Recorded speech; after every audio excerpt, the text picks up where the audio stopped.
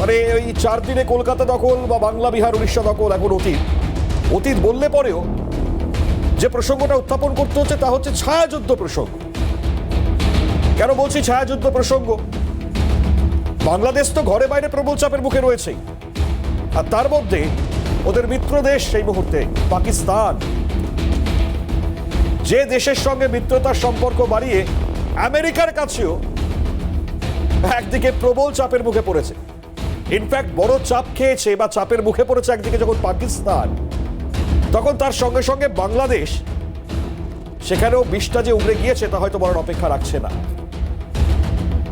পরিস্থিতি যে জায়গায় গিয়েছে তার মধ্যে এখন সব থেকে বড় যে ছবি তা হচ্ছে অনুপ্রবেশের ছবি, আপনারা তো দেখছেন। আর আমরা দীর্ঘ সময় ধরে সিএনএ আমার এ বাংলায় অনুপ্রবেশ নিয়ে একের পর এক আমার রাজ্যের সরকার বা প্রশাসন তাদের সদিচ্ছা নিয়ে বহু প্রশ্ন, রাজনৈতিক বিশ্লেষকরা বলুন বা বিরোধী রাজনৈতিক দলের যারা নেতাকর্মীরা রয়েছেন তারাই বা বলুন, একের পর এক প্রশ্ন ছুড়ে দিয়েছে। আর এখন যে এনভায়রনমেন্ট চলছে তাতে এই প্রশ্নটা শুধু প্রশ্নের আকারেই নেই, এই প্রশ্নটা যে করতাম যখন আমরা, এর পেছনে যে বড়সড় জঙ্গি বা নাশকতামূলক কর্মকাণ্ড সেটার যে ছাপ স্পষ্ট, সেটা এই মুহূর্তে আমরা হাতে হাতে দেখতে পাচ্ছি। কেন বলছি? আবারও বলছি যে আমরা আমার এই রাজ্য বা আমার দেশেই 8 জঙ্গি যারা আনসারুল্লাহ বাংলা টিমের সদস্য, তার মধ্যে অত্যন্ত উল্লেখযোগ্য 2 জন যারা এ বাংলা থেকে গ্রেপ্তার হয়েছে, এবং এদের জেরা করে যে তথ্য আসাম বলুন বা আমার রাজ্যের এসটিএফ বলুন, সেই তথ্য অত্যন্ত চাঞ্চল্য ছড়াচ্ছে। মানে এই জায়গায় ভুয়ো পাসপোর্ট আমার রাজ্যে এসে বসে বানানো, বাংলাদেশে চলে যাওয়া, পাকিস্তানে যাওয়া, এই সামগ্রিক প্ল্যান। এবং আপনারা তো জানেনই চিকেন নেক যার উপরে নজর চীনের সর্বদাই, আর 7 সিস্টার্স উত্তর পূর্বের, মানে 7টি রাজ্য, তাকে যে কোনো রকম পরিস্থিতিতে বারবার সেখানে যত প্রকার সমস্যা তৈরি করা যায় সেই কাজটা চালানো। মানে এখন এমন একটা অবস্থা যেখানে দাঁড়িয়ে আমরা যুদ্ধে পারবো না জেনেও বাংলাদেশ তাহলে পরে জঙ্গি পাঠাচ্ছে। মানে যত পারো অশান্ত করো এ শহরকে। আমি এই জন্য শুরুতে বলছিলাম ওই 4 দিনের কথা তো নয়, মুখের কথা বলেছিলেন হয়তো বা মেবি, কিন্তু এটা যে ফ্যাক্ট সেটা হয়তো বারবার প্রমাণ পেয়ে যাচ্ছে বা প্রমাণ হয়তো হয়ে যাচ্ছে। এত সংখ্যায় জঙ্গি, আরেকজন তো কাশ্মীর থেকে এ বাংলায় ক্যানিং, সেখান থেকে পাকড়াও হয়েছে। সে তো আরো চাঞ্চল্যকর ভয়ঙ্কর পরিস্থিতি। তার যা মোটামুটি ভাবে যা যা করবার প্রয়াস করবে বলে সামগ্রিকভাবে ছক সাজিয়েছে। আমরা এক এক করে যদি এই পরিস্থিতিগুলো ছবিও দেখাই আপনাদেরকে আজকে একের পর এক, আমি একটু দেখাই। ইনফ্যাক্ট দেখুন, এটা হচ্ছে জাভেদ মুন্সি, সন্দেহভাজন কাশ্মীরি জঙ্গি। এবং এই জঙ্গি এরা কোথা থেকে আসছে? আর সব থেকে বড় প্রশ্ন, আমি ধরে নিলাম তারা ওপার বাংলা থেকে এসছে, মানে বাংলাদেশ থেকে এসছে, কারণ তথ্য তাই বলছে। পাকিস্তানে যাবার তথ্য তাই বলছে। কিন্তু প্রশ্ন হচ্ছে আমার রাজ্যে এক তো প্রবেশ করলো কি করে, দ্বিতীয়ত তারা তাদের মতন করে নথিপত্র বানিয়ে নিচ্ছে কিভাবে? মানে যোগ সাজেশটা হয়তো বা বোঝা যায় যে ওই যে সেই আবারও বলতে হয় ওপর লেভেল, ওপর মাথা বা রাজনৈতিক, তাদের হাত না থাকলে পরে তা কি হয়? মানে আবারও বলছি সেই কথা, আবারও বলতেই হবে আমাকে সেই কথা, যুদ্ধে পারবো না আমি জানি, তাই জঙ্গি পাঠিয়ে অশান্ত করি আমার এ বাংলাকে, যাতে টলমল পরিস্থিতির মধ্যে থাকতে পারে। আবারও বলছি, ঘরে বাইরে প্রবল চাপে ইউনূস, আরাকান নিয়েই পারছে না। চট্টগ্রামে কি হয় তা এখনো জানা নেই আমাদের, হয়তো বা চলে যাবে হয়তো বাইরে, তাদের দখল। আর এপাশে ভারতের কূটনৈতিক চাপ একের পর এক, যেভাবে স্পষ্টভাবে আবারও বার্তা দেওয়া, আর তারপর পরিস্থিতি কোন জায়গায় যাচ্ছে তা তো আপনারা দেখতেই পাচ্ছেন। তো আলোচনা আজকে করবো ডেফিনেটলি, যে পয়েন্ট অফ ভিউ আমাদের থাকবে, আমি আবারও প্রথম থেকে বলছি, যুদ্ধে পারবো না জেনে জঙ্গি পাঠাচ্ছে বাংলাদেশ, ভুয়ো পাসপোর্টে ভারতে অবাধে ঘটছে অনুপ্রবেশ। দ্বিতীয়, বাংলাদেশের জঙ্গি এখন পশ্চিমবঙ্গের ভোটার, ফেললে করি মিলবে হেতা, প্যান পাসপোর্ট আধার, বাহ। তৃতীয়ত, আজকে অত্যন্ত এক্সক্লুসিভলি তাসলিমা নাসরিন তিনি ছিলেন আমাদের সঙ্গে, আমাদের অনুষ্ঠানে যোগ দিয়েছিলেন। তসলিমার তীরে বৃদ্ধ বামেদের পাশাপাশি মমতা, প্রশ্নে তৃণমূলের তোষণ, বামেদের ধর্মনিরপেক্ষতা। আর একেবারে শেষ পর্যায়ে ভোটের আওয়াজ বাংলাদেশে হোক অশান্তির শেষ, অপেক্ষায় শুরু ইউনুসকেও ছাড়তে হবে তাহলে দেশ। এক এক করে এই পয়েন্ট অফ ভিউতে আজকে ডেফিনেটলি আলোচনা করব আমরা। তবে অত্যন্ত উদ্বেগের ছবি আমরা দেখতে পাচ্ছি আমার এই বাংলায় বারবার এই অশান্ত করবার চেষ্টা বা অশান্ত পরিস্থিতি বারবার তৈরি করবার চেষ্টা।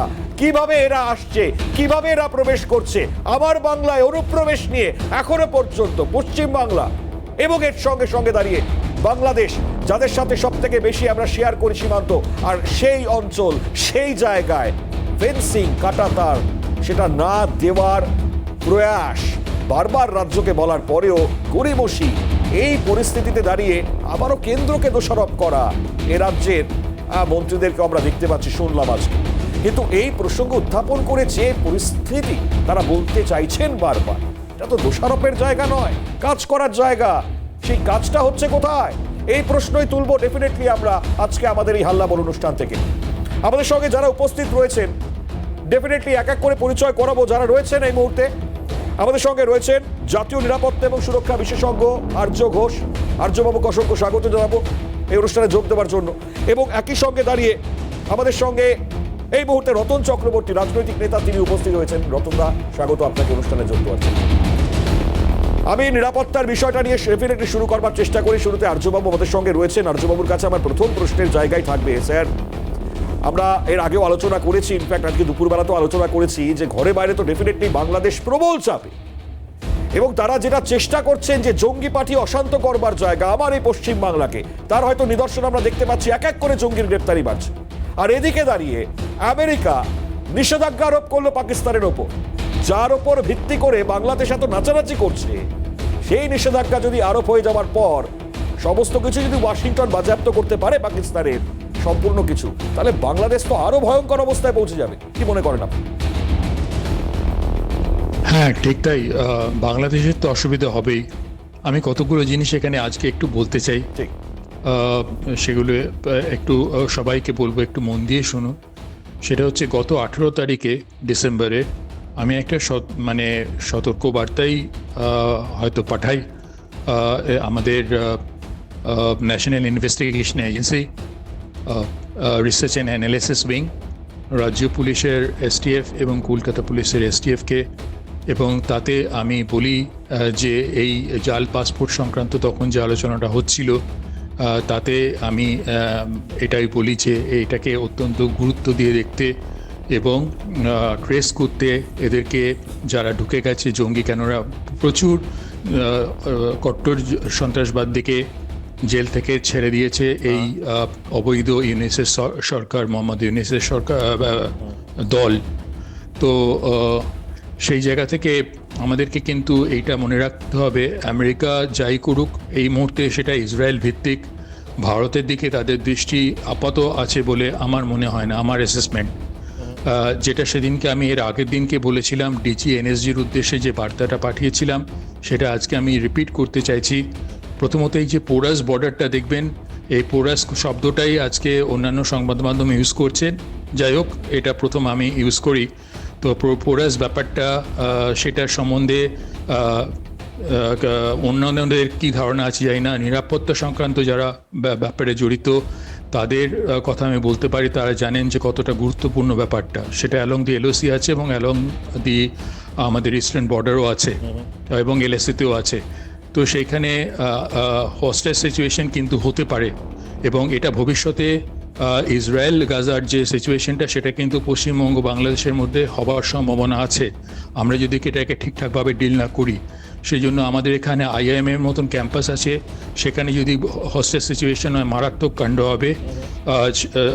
আপনার তার সঙ্গে আছে বিভিন্ন হোটেল, 26/11কে যেন আমরা মাথায় রাখি।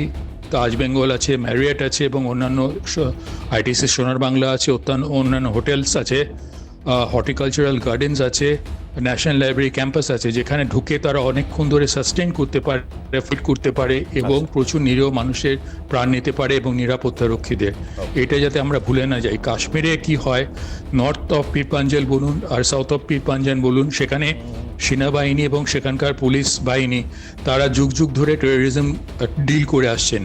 আমাদের এখানে অত্যন্ত দক্ষ কলকাতা পুলিশের এসটিএফ এবং রাজ্য পুলিশের এসটিএফ, এ নিয়ে কোনো সংশয় নেই। আমি নিজে জানি তারা দক্ষ অত্যন্ত, এবং তার সঙ্গে আমাদের অন্যান্য নিরাপত্তা সংস্থা আছে, কিন্তু আমাদের এখানে এই ইনফ্রাস্ট্রাকচারটাই নেই, কেননা আমরা এই কালচারটার সঙ্গে অভ্যস্ত নয়। সেই জন্য আজকে ওখানে বরফ পড়ার জন্য বেসিক্যালি যেটা করবে সেটা আন্তর্জাতিক যে আপনার নজরটা ঘোরানোর জন্য এই ইস্টার্ন বর্ডারটাকে ইউজ করবে। সেই জন্য আমাদের এখানে সেই দিকে গুরুত্ব দিয়ে আমাদের প্রত্যেকটা এজেন্সিকে, এবং আমি ভারত সরকারকে অনুরোধ করব যে স্পেশালাইজড ফোর্স আছে, স্পেশালাইজড ফোর্সেস আছে, ইনক্লুডিং রাষ্ট্রীয় রাইফেলস এবং মার্কোজ এবং আরও অনেক আমাদের আছে স্পেশালিস্ট ফোর্স আছে, তাদেরকে ডিপ্লয় করতে, বিএসএফকে একটু পিছিয়ে আনতে। BSF as a second line of support থাকতে পারে, সামনে ভারতীয় সেনাবাহিনীকে দিয়ে দিতে। ঠিকই, আমরা সীমান্তে ইনফ্যাক্ট আমরা দেখেছি মানে যেভাবে তৎপরতা সেক্ষেত্রে বেরিয়েছে। মানে আমি বলছি যে পাকিস্তান সরাসরি ভারতকে অ্যাটাক করতে ভয় পায়, খুব স্বাভাবিক। আমি বলছি বাংলাদেশের সঙ্গে সখ্যতা বা বাংলাদেশের ঘাড়ে বন্দুক রেখে সেই জায়গায়, মানে ইনফ্যাক্ট কিছুক্ষণ আগেই খবর যে পাকিস্তান থেকে জাহাজ ইতিমধ্যেই প্রবেশ করেছে। অর্থাৎ এই জাহাজে কি আছে, আরও একটি জাহাজ যে প্রবেশ করলো তাতে কত আর্মস অ্যামিউনিশন রয়েছে আমরা জানি না, কিন্তু আমরা বারবার সেই প্রশ্ন করেছি, সেই ছবি বা সেই অভিযোগ বারবার আমরা জানিয়েছি। এই জায়গায় তারা যেটা চাইছে বা বাংলাদেশ যেটা ভাবছে যে তারা হয়তো এই জায়গায় তারা সুবিধে পাবে, আদৌ কি পেতে পারবে?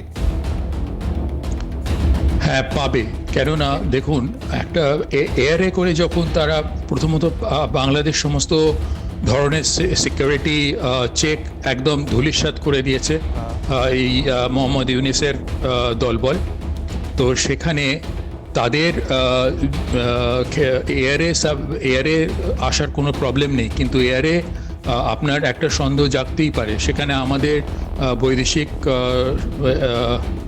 সংস্থাগুলো থাকবে, নিরাপত্তা সংস্থা, এবং আমাদের তীক্ষ্ণ নজর এড়িয়ে যেতে পারবেন, এবং অনেকেরই সন্দেহ হবে দলে দলে আসতে থাকলে। কিন্তু একটা জাহাজের মধ্যে 100 না, 1000-এ আসতে পারে লোক, এবং সেখানে এসএসজি মানে স্পেশাল সার্ভিস গ্রুপ যারা পুঞ্চ রাজৌরিতে নারকীয় তাণ্ডব চালিয়ে যাচ্ছে, এবং তাদের হাতে আছে MI4 কার্বাইন, সাংঘাতিক একটা অ্যাসল্ট রাইফেল, এবং অস্ট্রিয়ার একটা অ্যাসল্ট রাইফেল আছে, এবং তাদের মোডাস অপারেন্ডি একদম এক। তারা যেভাবে মারছে, পয়েন্টেড অ্যান্ড এরিয়া টার্গেটস করছে, প্রথমে ড্রাইভারকে মারছে, তারপরে গর্জেসের দিক থেকে না, মানে খাদের দিক থেকে নয়, বাঁ দিকে যে হিলি এরিয়া পাহাড় আছে সেইখানে থেকে তারা রাস্তার দিক থেকে শুয়ে পড়ে, আপনি যদি বুলেটের ট্র্যাজেক্টরিগুলো দেখেন সব কিন্তু আমাদের আর্মার্ড ভেহিকলস, আমার লেখাগুলো পড়বেন, তাতে বিশ্লেষণগুলো করা আছে, তাতে দেখবেন যে ট্র্যাজেক্টরিটা তলার দিক থেকে ওপরের দিকে উঠছে, এবং সেখানে চাইনিজ স্টিল বুলেটস ইউজ করা হচ্ছে, যেটা কিনা ওই বুলেট প্রুফ আর্মার্ড সেটাকে ভেদ করে যাচ্ছে, তো সেই শিল্ডটাকে ভেদ করে যাচ্ছে, এবং তাতে অসংখ্য আমাদের জওয়ান অফিসার্স তাদের প্রাণহানি হচ্ছে। তো সেই জন্যই আমি বলবো, আমাদের এখানে আমি খুব পরিষ্কার ভাষায় বলছি, আমাদের টার্গেটেড এলিমিনেশনের দিকে যেতে হবে। সেখানে যারা, আমি নাম করছি না, কিন্তু যারা চক্রবিন্দুতে আছেন, আমাদের টার্গেটেড এলিমিনেশনের দিকে যেতে হবে। খুব গুরুত্বপূর্ণ জায়গা স্যার, আপনি যেটা বললেন, অসংখ্য গুরুত্বপূর্ণ একটা পরিস্থিতির জায়গাতে বিশ্লেষণটা আমি এই কারণে শুরু করলাম যে কতটা ঘাতক হতে পারে তারা। আমি ডেফিনেটলি আলোচনা আরও এগিয়ে নিয়ে যাবো। অনেকে উপস্থিত রয়েছেন, এই মুহূর্তে উপস্থিত হয়েছেন, আমি এক এক করে পরিচয় করাই। বিজেপি মুখপাত্র বিমল শঙ্কর নন্দ তিনি উপস্থিত হয়েছেন। বিমল দাকে অসংখ্য স্বাগত অনুষ্ঠানে যোগ দেওয়ার জন্য। আমাদের সঙ্গে প্রাক্তন পুলিশ কর্তা অরিন্দম আচার্য তিনি উপস্থিত রয়েছেন। অরিন্দম বাবুকে অসংখ্য স্বাগত অনুষ্ঠানে যোগ দেওয়ার জন্য, রতনবাবুকে আরও একবার স্বাগত জানাই। খুব স্বাভাবিকভাবেই এই পরিস্থিতির মধ্যে দাঁড়িয়ে আমাদের যেভাবে জঙ্গি তৎপরতা বাংলায় বাড়ছে, আমি ডেফিনেটলি আরও একবার অরিন্দমদার কাছে আসবার চেষ্টা করবো। আমরা দিনভর কথা বলেছি এই বিভিন্ন পরিস্থিতির মাধ্যমে, অরিন্দমদার থেকে বিভিন্ন আমরা তথ্য পেয়েছি, কিন্তু অরিন্দমদা একটা বিষয় আমাদেরকে বলুন, যে অবস্থা স্যার তৈরি হচ্ছে এ তো অত্যন্ত ভয়ঙ্কর। বাংলাদেশ থেকে মানে যেভাবে বা পাকিস্তান থেকে যেভাবে ভুয়ো পাসপোর্ট নিয়ে ঢুকে যাচ্ছে, কিভাবে ঢুকছে জঙ্গি তৎপরতা, কিভাবে বাড়ছে আমার এই বাংলায়, এই প্রশ্ন তো ভয়ঙ্কর। দেখুন, প্রথম কথা বলছি হচ্ছে গিয়ে যে আপনাদের বোধহয় মনে আছে 2 অক্টোবর 2012 খাগড়াগড়ে যে ইস্যুটা হয়েছিল সেটা তো একদম প্রকাশ্যে ক্রিস্টাল ক্লিয়ার করে দিয়েছিল। প্রথম যে সিআইডি যখন নাকি কেস চার্জটা নেয়, আপনি জানেন তানিয়া পারভিন বসিরহাট থেকে ধরা পড়েছিল, সেই মেয়েটি হাইলি কোয়ালিফাইড, এবং তাকে ইন্টারোগেশন করে যখন ভয়ঙ্কর তথ্য পাওয়া গেল, পরবর্তীকালে যখন দিশাহারা, তখন এনআইএ নেওয়া হলো। এবং এনআইএ ন্যাশনাল যে এজেন্সি যেটা স্টার্ট করেছিল, সেইখানে তো আমরা শুধু বাংলা না, সারা ভারতবাসী বিস্মিত হয়ে গেছিলাম যে সেইখানে টোটাল 31 জনের মধ্যে 19 জনের যে আজকে কনভিকশন হয়েছে, all credit goes to NIA. এবং সেখানে যে বোমা মিজান, এখান থেকে যে আসামিগুলো ধরা পড়েছিল, আপনি জানেন 2টি মেয়ে গিলটি প্লিট করেছিল যে তারা বাংলাদেশের সাথে কিভাবে যুক্ত হয়ে আজকে লস্কর-ই তৈবা, আইএসআই এবং আইএসের সাথে যুক্ত হয়ে কিভাবে আমাদের এখানে, সবচেয়ে বড় কি জানেন, সবচেয়ে বড় হচ্ছে যে খাগড়াঘরে যে ঘরটা বাড়িটা নিয়েছিল, সেটা হচ্ছে 2012-তে শাসক দলের এক নেতা। সে আজকে 10,000 টাকার জায়গায় 20,000 22,000 টাকা দিয়ে ওখানে ভাড়া দিয়ে দিল। অথচ এই সরকারেরই অর্ডার আছে যে কাউকে যদি ভাড়া দিতে হয় তাহলে তাদের লোকাল থানাকে জানাতে হবে, তারা সিএ ভেরিফাই করবে। আপনাকে বলি শুনুন, যে বাগানটাতে আজকে ফলে ফুলে ভরা, সেই বাগানে গেট যদি খোলা থাকে তাহলে গরু ছাগল ঢুকবে। তাহলে এখন পরিস্থিতি হচ্ছে যে ভয়ঙ্কর পরিস্থিতি। আমি আপনাকে পরবর্তীকালে কতগুলো তথ্য দেব, যারা জনগণ আপনারা শুনছেন আজকে সিএনটিভিতে, ইউ উইল বি সারপ্রাইজড যে আজকে কি ভয়ঙ্কর পরিস্থিতির মধ্যে বাংলা। আবার আপনাকে বলছি যে একটা বস্তিতে যদি একটা ঘরে আগুন লাগে, সেটা যদি ইনস্ট্যান্টলি না নেভানো যায়, তাহলে সারা বস্তিটা কিন্তু আজকে জ্বলে যায়। যদি সেন্ট্রাল গভর্নমেন্ট আজকে মনে করে থাকে যে বাংলা যা হচ্ছে হোক, তাহলে বাংলার জন্য কিন্তু আজকে রুট হবে। এই বাংলার থেকে সন্ত্রাসবাদী কিন্তু it will spread like flame. অতএব আমাদের কিন্তু আজকে সেন্ট্রাল গভর্নমেন্ট এবং স্টেট গভর্নমেন্টের যত ইউনিট আছে, সবাইকে আজকে ইউনাইটেড হয়ে এবং সাধারণ মানুষকে কিন্তু এগিয়ে আসতে হবে এই নেফোরিয়াস অ্যাক্টিভিটিসকে দমন করার জন্য। একদমই তাই। এবং সব থেকে বড় আরো চাঞ্চল্যকর বিষয়, এসটিএফ সূত্রে আরো খবর যে প্রধান টার্গেটটাই ছিল এই এটিভির তরফে যে শিলিগুড়ি, সেটাকে করিডোর হিসেবে ব্যবহার করবে এবং তারপর যা খুশি তাই তারা করতে পারতো। অরিন্দম দা, একদম সত্যি তো। আমি দীর্ঘদিন ধরে বলে আসছি ভাই, আমি শিলিগুড়ি চাকরি করেছি। আপনি শুনুন, 7 সিস্টার যেটা বলছেন সেটা তো আছেই, কিন্তু আজকে হাসিমারা যে জায়গাটা, সেই জায়গাটা দেখুন আজকে কি অবস্থা। যখন রাফেল বিমানকে নিয়ে আসা হলো, তখন মিলিটারি দেখছে ওখানে রোহিঙ্গারা, ওই দুনিয়ার লোক ওখানে কিভাবে ঢুকে থাকলো, এবং লোকাল অ্যাডমিনিস্ট্রেশন কি করেছিল, রোহিঙ্গারা ওখানে কি করে থাকলো, এবং দলে দলে ঢুকে গেছে। মানে কোনো বিধিনিষেধ নেই। আপনাকে একটা কথা বলছি, যে আফগানিস্তানে যখন নাকি যুদ্ধ হয়, আপনি দেখেছেন নারী পুরুষদের কি অবস্থা, কিভাবে গুলি করে মারছে। আচ্ছা দেখুন, আফগানিস্তানে নারী পুরুষ মুসলিম হয়ে পাশের রাষ্ট্রে যখন যাচ্ছে, তখন যাতে না ঢুকতে পারে পাঁচিল তুলে দিল। আর আমার ইন্ডিয়াতে অন্য রাজনৈতিক নেতা যখন আমার বাংলায় ঢুকছে বলছে বহিরাগত, কিন্তু জঙ্গিরা যখন ঢুকছে, যখন একের পর এক জাল পাসপোর্ট নিয়েছে, তাদেরকে জামাই আদর দিয়ে রাখা হচ্ছে। This is their fruits of labour. অনেক পরিশ্রম করে জামাই আদরে রাখার আজকে ফল। ওনারা যারা ঢুকছেন, তারা আজকে মিলিটারি নিয়ে, তারা আজকে আন্তর্জাতিক ক্ষেত্রে মদত তাহলে পাকিস্তান, আন্তর্জাতিক ক্ষেত্রে মদত তাহলে পাকিস্তান, একদম ফায়দা যাতে বাংলাদেশ পায়। আরে ভাই, একটা ক্লাস 10-এর ছেলেকে জিজ্ঞাসা করুন না, পাকিস্তানের রক্ততে ডিএনএতে রয়েছে সন্ত্রাসবাদের রক্ত, তারা তো আজকে সুযোগটা নেবেই।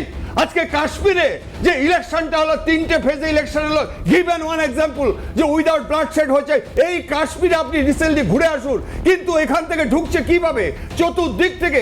আজকে আপনাদের বলে রাখি, শেষ করছি, ভারত বাংলাদেশ অসংরক্ষিত সীমানা হচ্ছে 4097 কিলোমিটার।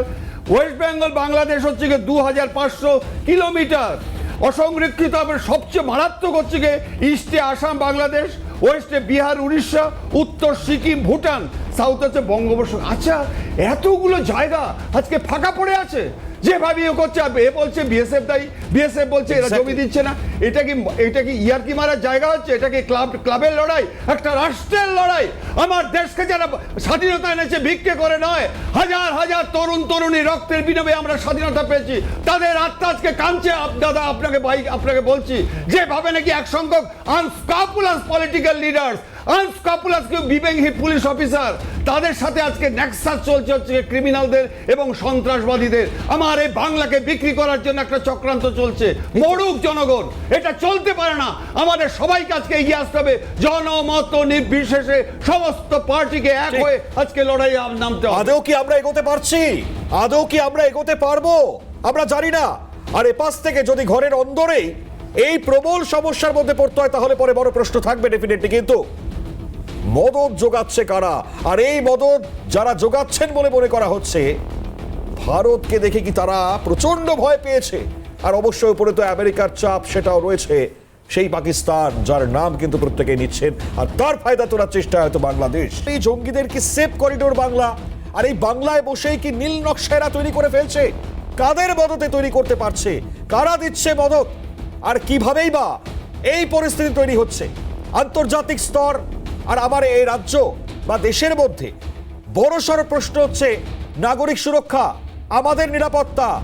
আর ঠিক এই জায়গায় যখন ঘরে বাইরে বাংলাদেশ প্রচন্ড চাপে, ইউনূস সরকার, অন্তর্বর্তী সরকারের প্রধান মুখ, সে কি বসে বসে দেখছে? এখনো পর্যন্ত এই পরিস্থিতি নিয়ে কোনো রকম কোনো কিছু কিন্তু আমরা শুনতে পেলাম না। আর তথাপি এ বঙ্গে যেভাবে বাংলাদেশ থেকে অনুপ্রবেশ ঘটছে আমাদের রাজ্যে, আর তাতে জঙ্গি ক্রিয়াকলাপ বাড়ছে, আরো জঙ্গিরা পৌঁছে যাচ্ছে, সহজেই টাকা পেলে পাসপোর্ট, ভোটার, আধার সব তৈরি হয়ে যাচ্ছে। এই তো পরিস্থিতি যদি হয় আমার এই বাংলায়, তাহলে তো অত্যন্ত ভয়ঙ্কর। ওই বিমলদার কাছে ঠিক আসবো, কারণ খুব স্বাভাবিকভাবেই যেটা অরিন্দম দা বলছিলেন, বিমলদা, মানে আমরা তো অত্যন্ত অবাক হয়ে যাচ্ছি যে আমার এই রাজ্যের ভূমিকা ডেফিনেটলি থাকে, দেশের ভূমিকার থেকেও বড় বিষয় তা হচ্ছে যেহেতু আন্তর্জাতিক সম্পর্ক এই জায়গায় সংযুক্ত হয়েছে, এবং বাংলাদেশ যে চাপটা বা পাকিস্তানের হাত ধরে মদত নিয়ে যে চাপটা বা প্রেশারটা ক্রিয়েট করতে চাইছে, তাকে আদৌ ধোপে টিকবে আগামী সময়?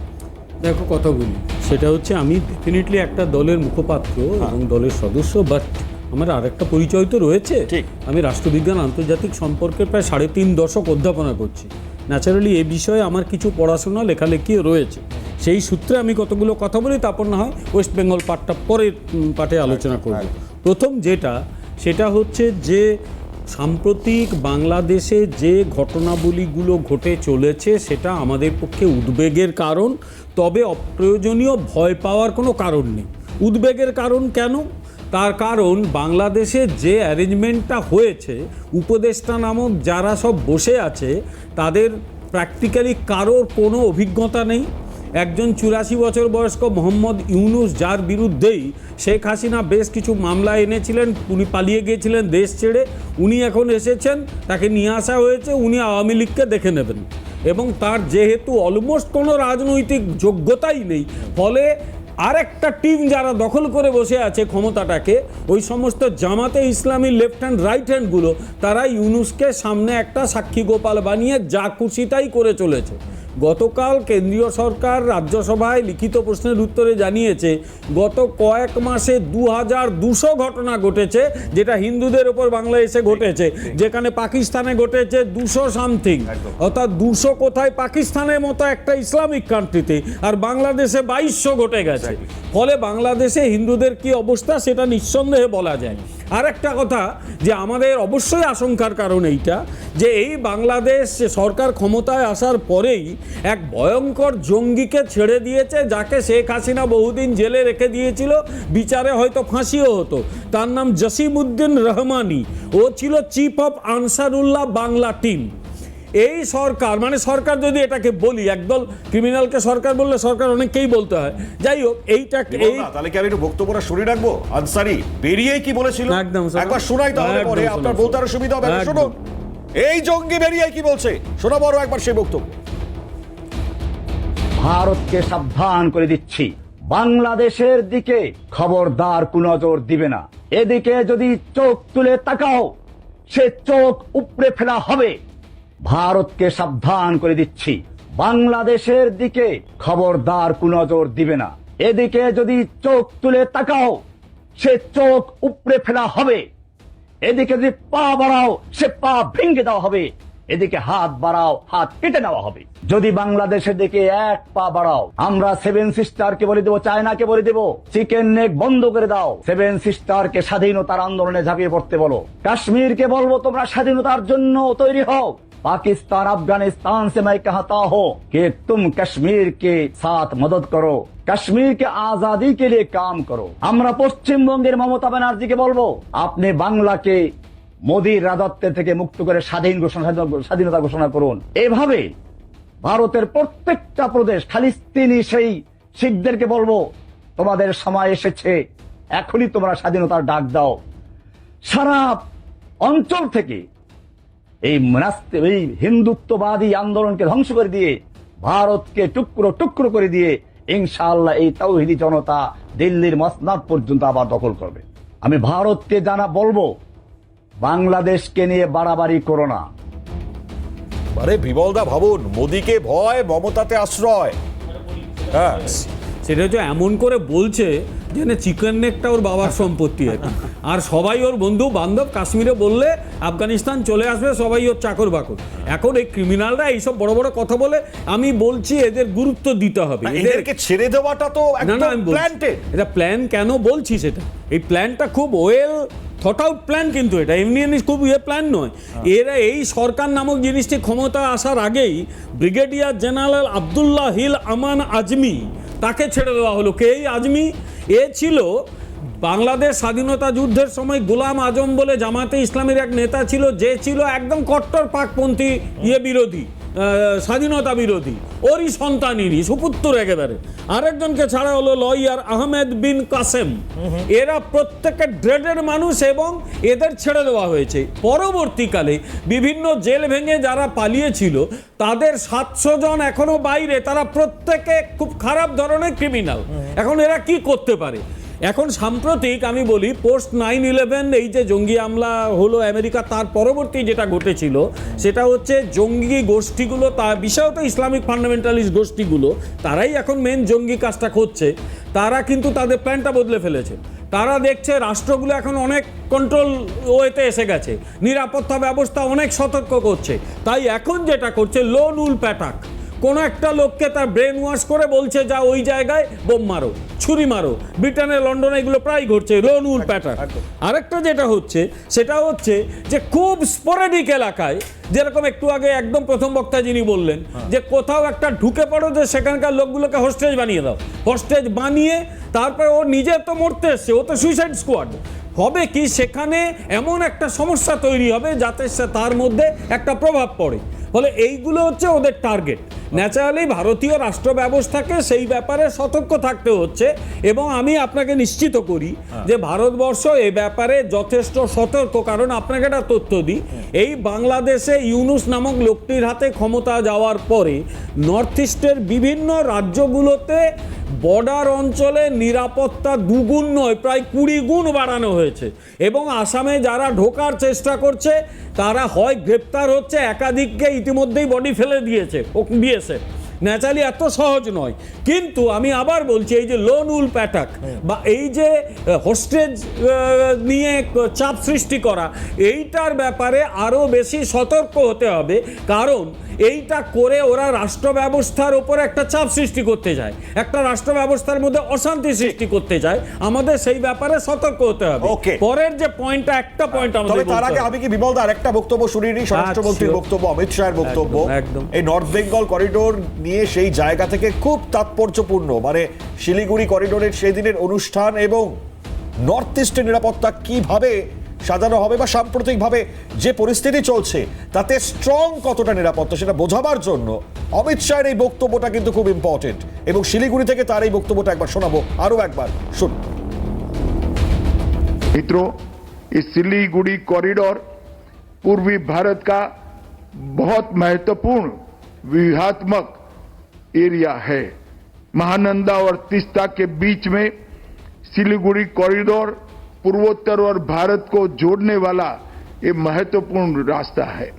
एसएसबी का यहीं पर डेरा जमाना पूरे भारत के लिए आश्वस्त होने के साथ साथ विश्वास का सांस लेने का भी एक बहुत बड़ा कारण बना है।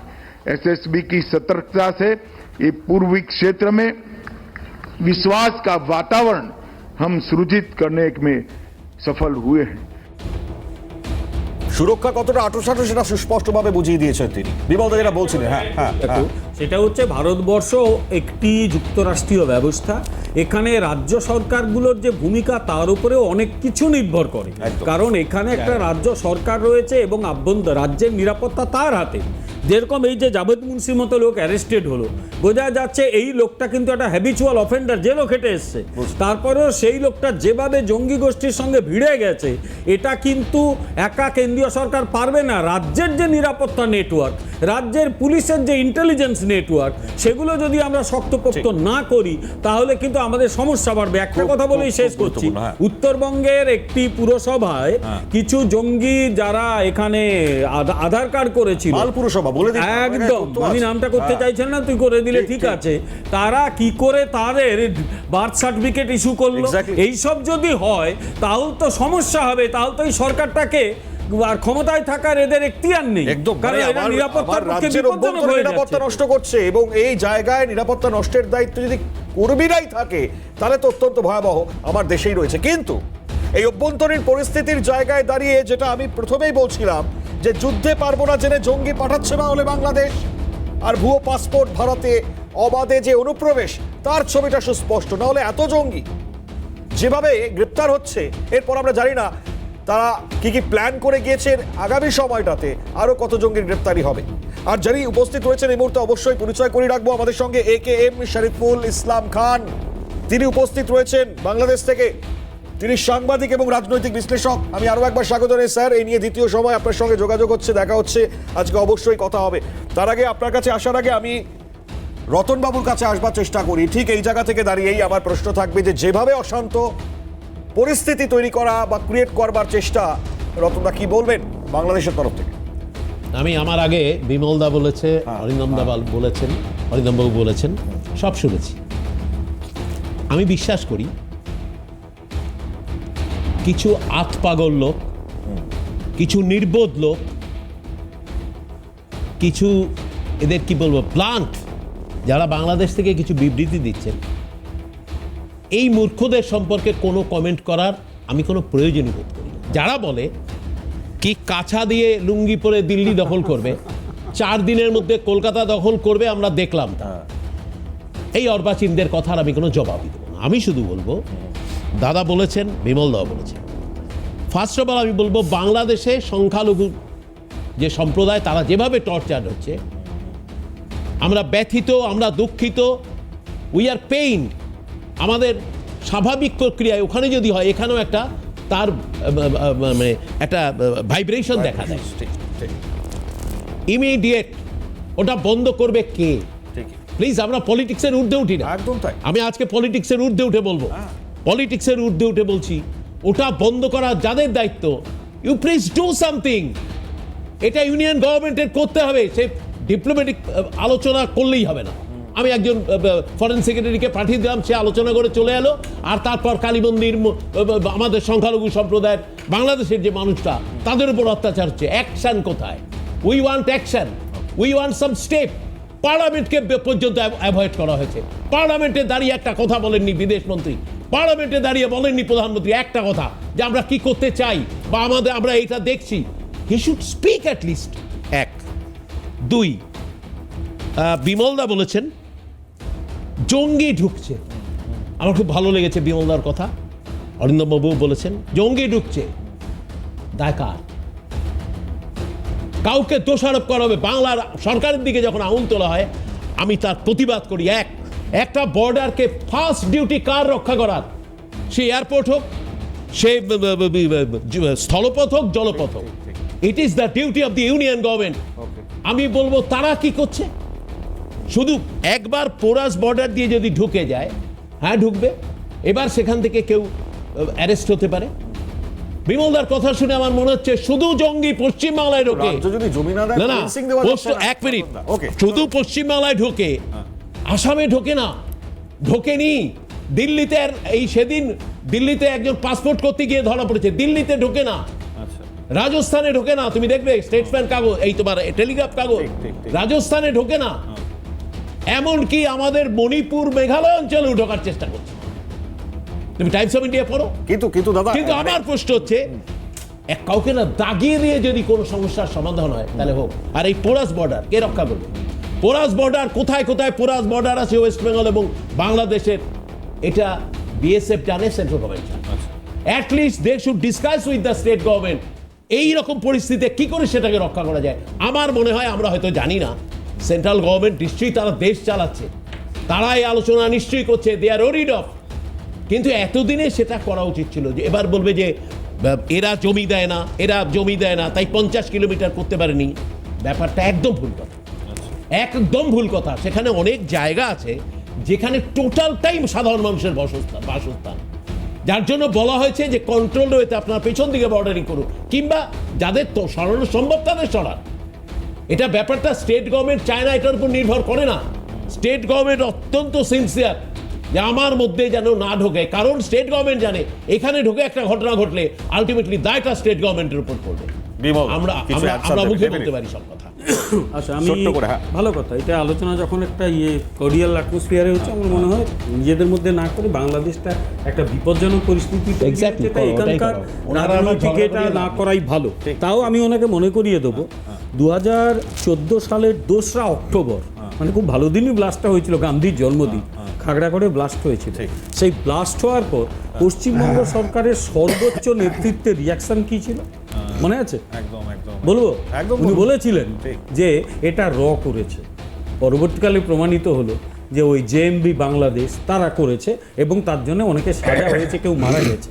আমার কথা হচ্ছে এই রকম ইরেসপন্সিবল স্টেটমেন্ট যে রাজ্য সরকারের সর্বোচ্চ কর্তৃত্ব করে তাদের কাছে হোয়াট ডু ইউ এক্সপেক্ট? আমি কিন্তু এটা নিয়ে খুব বেশি আলোচনা করতে চাইছি না, যেহেতু বাংলাদেশে আমাদের কাছে একটা বড় ইস্যু। একটা কমেন্ট বিমলদা যা বলেছে ঠিক বলেছে। Irresponsible statement from the part of the chief minister বা আমাদের টপ, উনি বলছেন। আর এমন ইরেসপন্সিবল প্রাইম মিনিস্টার এবং হোম মিনিস্টার দেখিনি যারা আমার ওপারে সংখ্যালঘুদের উপর যখন নির্যাতন হয় দেখে তারা চুপ করে থাকে। কে চুপ করেছিল? কি দিয়েছেন আমি বলে দিই, পার্লামেন্টে কবে কবে বক্তব্য রেখেছেন, ডেটটা বলতে হবে। পার্লামেন্টে কি বলেছেন? ঠিক আছে, চলুন আমরা আজকে এটা নিয়ে আসলে যাব না। পার্লামেন্টে কি বলেছেন বলুন। আমার মুখস্থ আছে, বলবো? তাহলে একটু সময় নিয়ে আমাকে টাইম দাও। আমি এই বিষয় নিয়ে আসলে যাব না, ডেফিনেটলি পরে সময় পেলে আমি ডেফিনেটলি। গতকাল পররাষ্ট্র দপ্তরের রাষ্ট্রমন্ত্রী লিখিত বিবৃতি দিয়েছেন, তার আগে লোকসভায় আমাদের পররাষ্ট্র ঠিক আছে, আমার একটা ছোট্ট রাষ্ট্রমন্ত্রী বিবৃতি যা স্টেটমেন্ট দিয়েছেন, রাষ্ট্রমন্ত্রী বিবৃতি দিচ্ছেন, রাষ্ট্রমন্ত্রীর আমার দেখা সেরা বিবৃতি, সেরা, এবং সেইটা বিটুইন দা লাইন পড়লে অনেক কিছু বোঝায়। আমি বলবো না, তবে আমার এই ক্ষেত্রে একটা কথা জানতে ইচ্ছে করছে, এই যে জঙ্গি আনসারি, রতনদা প্লিজ, এই যে জঙ্গি আনসারি বাংলাদেশ থেকে বসে মমতা বন্দ্যোপাধ্যায়ের নামটা কেন নিলেন আমি জানি না, শুধু এইটুকুনি ব্যাখ্যা আমাকে দিয়ে দিতে পারলে খুব ভালো হয়। কিন্তু আমি এই জায়গা থেকে দাঁড়িয়ে ডেফিনেটলি শরীফুল ইসলাম খান তিনি রয়েছেন আমাদের সঙ্গে, তিনি সাংবাদিক, রাজনৈতিক বিশ্লেষক, বাংলাদেশ থেকে রয়েছেন। আরো একবার স্যার আপনার কাছে স্বাগত জানিয়ে জিজ্ঞেস করি এই প্রশ্নটা, যেটা প্রত্যেকেই করছেন, যে সবার আগে এই বাংলাদেশে নিপীড়ন বন্ধ হোক, সেটা বন্ধ করবে কে? আর যেভাবে বাংলাদেশ চাইছে জঙ্গি ঢুকিয়ে আমার রাজ্যকে অশান্ত করতে, তাহলে পরে তো ভয়ঙ্কর প্রমাণ হয়ে যাচ্ছে এগুলো। ধন্যবাদ কলকাতা নিউজকে। আমি কলকাতা নিউজে এর আগেও দুটো টক শোতে এসেছিলাম। তো প্রথমেই আজকে একটু আমি আমার কারিগরি ত্রুটির জন্য আমার সময় লেগেছে আসতে, এর জন্য আমি সরি। তো ব্যাপারটা হচ্ছে আজকে আমি এখনো আলোচকদের কথা শুনিনি। আপনি যেটা বললেন যে বাংলাদেশ থেকে জঙ্গি ভারতে প্রবেশ করে ভারতের পরিবেশকে একটা অন্যরকম খারাপ পর্যায়ে নিয়ে যাচ্ছে, এই তথ্যটা সম্পূর্ণ ভুল, মিথ্যা। এই ধরনের অনেক রকম ভুল এবং মিথ্যা বানোয়ার তথ্য দিয়ে বাংলাদেশের যে একটা ইমেজ এবং ভারত বাংলাদেশের যে বন্ধুত্বপূর্ণ সম্পর্ক, এটাকে নষ্ট করার জন্য একটি বিশেষ চক্র কাজ করছে। এবং আপনি খেয়াল করবেন বিগত সময়ে বাংলাদেশ ভারতের রাষ্ট্রীয় পর্যায়ে বৈঠক হচ্ছে প্রতি 12 বার, এবং শেষ গত সপ্তাহে একটি বৈঠক হয়েছে গতকালকে। ভারতের শঙ্কর জয়সাল, যিনি মুখপাত্র পররাষ্ট্র মন্ত্রণালয়, তিনি বলেছেন বাংলাদেশের সঙ্গে, বাংলাদেশের জনগণের সঙ্গে ভারতের জনগণের একটি গভীর সম্পর্ক আছে এবং এটা চলতেই থাকবে। এই সম্পর্ক আপনার এই ধরনের উটকো মিথ্যে বানোয়ার কোন রকম, আমি আবারও বলছি, উটকো চুক্তিহীন, এই যে জাভেদ মুন্সি, আপনি একবার শুনে নিন, যাকে গ্রেফতার করা হয়েছে সেই ব্যক্তির যাওয়ার কথা ছিল বাংলাদেশ, এই তথ্য আমরা বলছি না, এসটিএফ সূত্র বলছে। এসব জঙ্গি তৈরি করা হয় ভারতের একটি বিশেষ বাংলাদেশে জঙ্গিগুলোকে ছাড়া হলো কেন? যারা বেরিয়ে এত বড় বড় কথা বলছেন, তারা কি বাংলাদেশে উন্নয়নের কাজ করবেন? দেখুন, নাকি উপদেষ্টা মণ্ডলীর সদস্য হবেন এরা, বাংলাদেশ পরিচালনা করবেন? বাংলাদেশের শুনেন, বাংলাদেশের রাজনৈতিক অস্থিরতার পিছনে ভারতের সরকার এবং ভারতের রাজনৈতিক দায়ী। ভারত প্রতিনিয়তই ভারতের সরকার এবং ভারতের বিভিন্ন রাজনীতিকরা তাদের কর্মকাণ্ড দিয়ে বাংলাদেশের পরিস্থিতি, বাংলাদেশের স্বাভাবিক কার্যক্রমকে বিঘ্নিত করছে। কি করে জঙ্গিরা তো বাংলাদেশে বসে ভারতকে হুমকি দিচ্ছে? এটা হচ্ছে ভারতের মিডিয়া তৈরি করা। আপনাদের মতো কিছু মিডিয়া তারা ভারত বাংলাদেশের সংখ্যালঘুতে একটা ইস্যু তৈরি করে আপনারা এটাকে নিউজ করছেন, আপনারা এটাকে বৈঠক করছেন, ওই আপনারা চায়ের টেবিল গরম করছেন, কিন্তু বাস্তবতা হচ্ছে হাতির দাঁত দেখানোর জন্য, খাওয়ার জন্য না।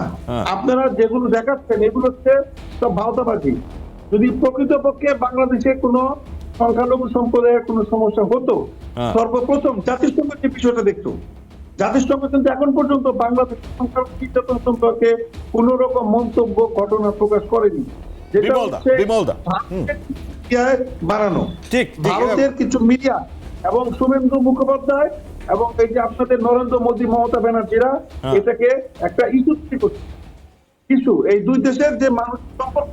দেখুন, বাংলা ভাগ করেছে বিদেশিরা, কিন্তু এই সুযোগটা কারা নিয়েছে? পাকিস্তান নিয়েছে, ভারত নিয়েছে। বাংলা ভাগ করে আমরা তো একটি রাষ্ট্র ছিলাম, একটি রাষ্ট্রকে দুটি খণ্ড করা হয়েছে। আজকে আমাদেরকে ধর্মের কারণে যদি আপনাকে দেশ ভাগ করতে হতো, তাহলে কেন আমাদের দেশ হিন্দু হয়ে গেল, আপনাদের দেশে মুসলমান রয়ে গেল?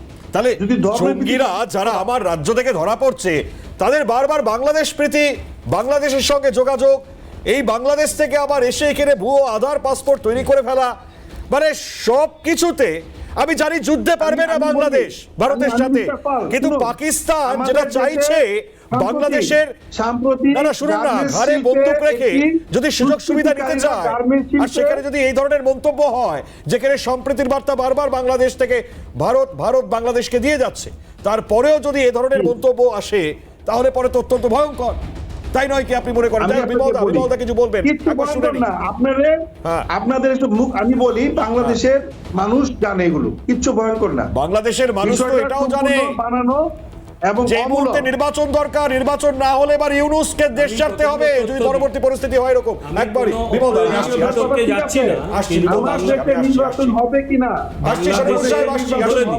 ঠিক আছে চলুন। আপনি যেটা বললেন, বাংলাদেশের আভ্যন্তরীণ ব্যাপারে ভারত হস্তক্ষেপ কখনোই করেনি, আগামী দিনেও করবে না। ওনার কি তথ্য আছে আমার জানা নেই। আমি একজন রাষ্ট্রবিজ্ঞানের অধ্যাপক হিসেবে বলি, আমার রাজনৈতিক পরিচয় ভুলে গিয়েই আমি একটা কথা বলি, সেটা হচ্ছে যে বাংলাদেশ কিভাবে তার দেশকে নিয়ে যাবে সেটা বাংলাদেশের ব্যাপার। এখনো পর্যন্ত ভারত সরকার একটা ম্যাচিওর ফরেন পলিসি দেখাচ্ছে, ধৈর্যও দেখাচ্ছে।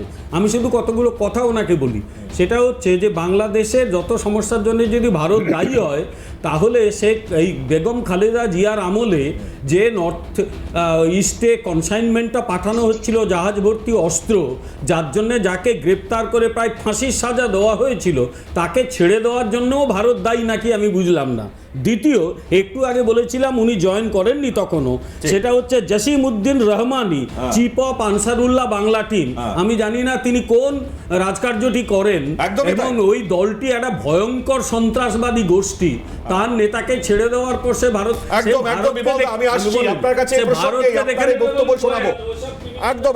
যা বলছিলেন আমি চলে যাবো সরাসরি, আমাকে আবার দু তিনটে লাইন বাকি আছে বলে দিই। সেটা হচ্ছে যে এই জসিম-উদ্দিন রহমানিকে ছেড়ে দেওয়ার আগেই ব্রিগেডিয়ার জেনারেল আব্দুল্লাহিল আমান আজমি, যিনি এই গোলাম আজমের সন্তান, সুপুত্র একেবারে, তাকে ছেড়ে দেওয়া হয়েছিল। লয়ার আহমেদ বিন কাসেম, ওরা এবারে সব এরা মহাপুরুষ ব্যক্তি, এদের যা কার্যকলাপ বললে আপনার পুরো টাইম লেগে যাবে। 700 জন এখনো ধরা পড়েনি, জেল ভেঙে পালিয়েছিল। এর পেছনেও কোথায় ভারতের ভূমিকা উনি দেখতে পাচ্ছেন আমি বুঝতে পারছি না। আমি শুধু এইটুকু ওনাকে বলে দেবো যে আমি নিজেও বাংলাদেশ গেছি 2020 সালে, আমার পরিস্থিতি দেখে ভালো লাগেনি। বাংলাদেশে এখন যে কট্টর মৌলবাদী ইসলামিক ফান্ডামেন্টালিস্ট গোষ্ঠীগুলো ক্ষমতা দখল করে আছে, তারা শুধু হিন্দুদের টার্গেট করছে না, তারা কিন্তু শিক্ষিত যারা লিবারেল মুসলিম তাদেরও টার্গেট করছে। ন্যাচারালি নিজের ঘরে বসে অপরের ঘরে পুড়ছে বলে আনন্দ পাওয়ার কিচ্ছু নেই, ওটা নিজের ঘরে যে কোনো দিন আগুন লেগে যাবে। হয় আপনাদের জামাত ইসলামীর ওই প্ল্যানে ঢুকতে হবে, সামান্যতম শিক্ষা দীক্ষা যুক্তির কথা বললে গলা ওরাও কেটে দিয়ে চলে যাবে, আপনারাই ক্ষতি হবে, ভারতের কিচ্ছু হবে না। ভারত কত শক্তিশালী সেটা হয়তো আপনারা ধারণাও করতে পারেন না।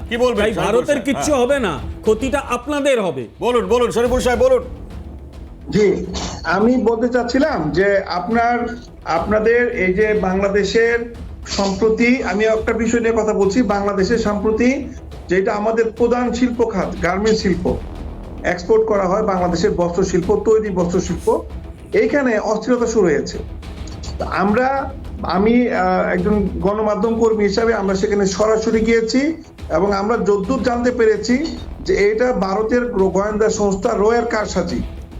ভারতের গোয়েন্দা সংস্থা বাংলাদেশের শিল্পকে দুর্বল করার জন্য, ধ্বংস করার জন্য বাংলাদেশে এই যে মৌলবাদী সৃষ্টি করছে ভারতের গোয়েন্দা এবং ভারতের মিডিয়া, বাংলাদেশের হিন্দু মুসলমানদের সম্প্রীতি নষ্ট করছে ভারতের মিডিয়া এবং রয়ের গোয়েন্দা সংস্থা। তো আপনারা যেটা বলছেন যে জঙ্গির যে বিষয়টা বলছেন, এটা সম্পূর্ণ একটা বানোয়াট, একটা মিথ্যা অমূলক তথ্য। এই ধরনের কোন বিষয় বুঝতে পারছি, বাংলাদেশে বসে আপনাকে বলতে হবে এই কথা, না হলে পরে আপনারও সমস্যা হতে পারে, তাই হয়তো এই কথা বলছেন। আমি ভয় পাচ্ছি এই কথাগুলো শুনে। আপনি কিভাবে বলছেন একজন সাংবাদিক হিসেবে? জি, আমি আপনাকে দায়িত্ব নিয়ে বলছি, আপনার দেশের গণমাধ্যমের থেকে হয়নি যেভাবে হিন্দুদের উপর আক্রমণ হচ্ছে, আবারও আমাকে মেনশন করতে হচ্ছে। যমুনা টিভি, ভারতে কলকাতায় একাত্তর টিভিতে কি দেখানো হয়েছে? আপনি স্বপ্ন দেখেন ঘুমে, গভীর ঘুমে আপনারা স্বপ্ন দেখেন যে বাংলাদেশে হিন্দুদেরকে আপনাদের চেয়ে ভালো আছে, বাংলাদেশের হিন্দুরা আপনাদের চেয়ে ভালো আছে। আমি চ্যালেঞ্জ করে বলতে পারি আপনাদেরকে, প্লিজ আপনারা এসব বানোয়াট ছবি, এসব ভিডিও তৈরি ছবিটা আমি দেখাচ্ছি, আপনি দেখতে পান, তাহলে বলুন এটা কি করে সম্ভব হলো? শুনেন, আপনাদের এই টেলিভিশনের সঞ্চালকদের বা আপনাদের টেলিভিশনের যে ধরনের কার্যক্রম আপনারা করছেন, মিথ্যা কার্যক্রম, বানোয়াট, এবং আমাদেরকে ডেকে এনে কথা বলতে দেন না, এগুলো আপনারা যদি করেন ভবিষ্যতে আমি আর আপনাদের টেলিভিশনে কথা বলতে আসবো না। শুনুন, আমার কথা শুনুন আগে। আপনারা আমাদেরকে সুযোগ দেন না কথা বলার জন্য, এবং আপনারা আপনার মিথ্যাত্ব, বানোয়াট তথ্য গাড়ি চাপিয়ে দেওয়ার চেষ্টা করুন যুক্তি ছাড়া। আমার কথা হচ্ছে, বাংলাদেশে যদি সংখ্যালঘুর কোনো সমস্যা হয়ে থাকে বা হয়, আপনারা মনে করেন আপনারা জাতিসংঘে যেতে পারেন, আপনারা সশরীরে বাংলাদেশে আসতে পারেন, বাংলাদেশে এসে দেখেন না বাংলাদেশের হিন্দু সম্প্রদায়ের সঙ্গে কথা বলেন। বলছি না স্যার, আমি বলছি আপনাদের দেশেরই মিডিয়ার প্রেস সচিব তিনি বলছেন আক্রমণের ঘটনা, এবং তিনি এটা স্বীকার করেছেন যে হ্যাঁ ঘটনা ঘটেছে। ইনফ্যাক্ট 2200 ঘটনা বিদেশ মন্ত্রকের তরফ থেকে বলা হচ্ছে বলে থাকে, এটা ওনার পার্সোনাল কথা, ওনার ব্যক্তিগত অভিমত। আমি বাংলাদেশ অনলাইন মিডিয়া অ্যাসোসিয়েশনের প্রেসিডেন্ট। আমি আপনাকে বলছি, ওই ইউনুসের প্রেস সেক্রেটারি কি বললো সেটা তার ব্যক্তিগত বিষয়।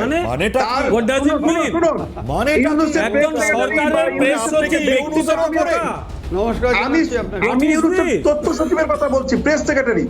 ইউনুসের প্রেস সেক্রেটারি থেকে আমি তথ্য বেশি রাখি। মাঝে মাঝে মনে হয় আমার, কিন্তু আমি জানি না আপনি যেহেতু প্রেসের গুরুত্বপূর্ণ পদে রয়েছে, আমি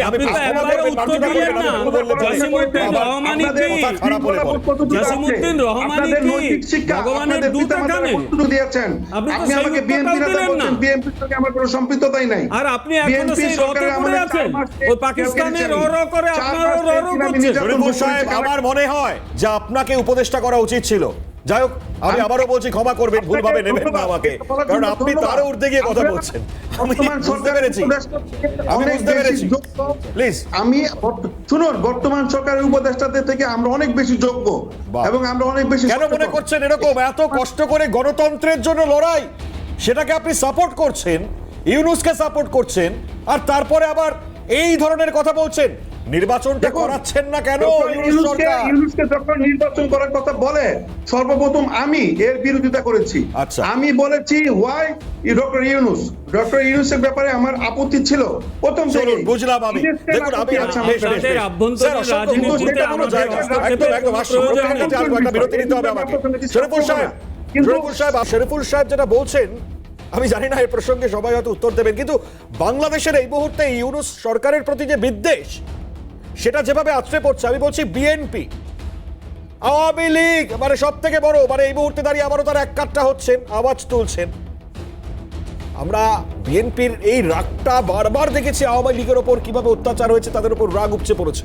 কিন্তু এখন দেখা যাচ্ছে পরিস্থিতি যে জায়গায়, যে নির্বাচন হচ্ছে না, আর তারই এবার একদম সোজাসুজি রাগের জায়গায় ইউনুস এবং তাকে নিয়ে মন্তব্য বা তাকে নিয়ে বিরোধিতা, সেটা কিন্তু হচ্ছে। তাসলিমা নাসরিন, তিনি আজকে এক্সক্লুসিভলি সিএনএ মুখোমুখি হয়েছিলেন, বলছেন যে ইউনুসকেও দেশ ছেড়ে পালাতে হবে, হাসিনার মতোই অবস্থা হবে, আজকে এটা বলছেন, তাহলে কি ইউনূসের দেশ ছাড়ার প্রধান কারণ বিএনপি হবে? আমি জানি না, আমি প্রসঙ্গটা উত্থাপন করলাম, কিন্তু এই যে গৃহযুদ্ধের পরিস্থিতি বাংলাদেশের অন্দরেই এবার, মানে আমি আমার কথা বলছি না, আমি আবারও বলছি, শরীফুল সাহেব যে বক্তব্য উস্কে দিলেন তারা অনেক ভালো জানেন ইউনূসের থেকেও বা ইউনূসের উপদেষ্টাদের থেকেও, তাতে এটা কিন্তু গৃহযুদ্ধের পরিস্থিতি বলাই বাহুল্য।